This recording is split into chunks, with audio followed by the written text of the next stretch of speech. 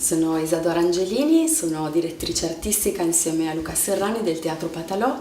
e noi siamo un'associazione culturale, la nostra forma legale è questa e ci occupiamo della produzione di spettacoli, di nostri lavori, di teatro contemporaneo per adulti ma anche per l'infanzia. Una parte della nostra attività si occupa di formazione, quindi di laboratori. Siamo venuti oggi a condividere il nostro, diciamo, delle domande che stanno dietro al nostro agire nel teatro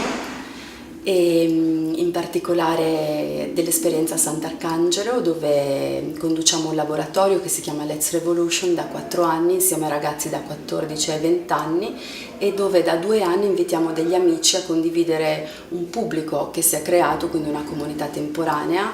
per una stagione, una piccola stagione che si chiama Fuori Stagione, perché non è creata secondo logiche commerciali ma secondo logiche di dialogo con alcuni artisti che vengono ad incontrare il pubblico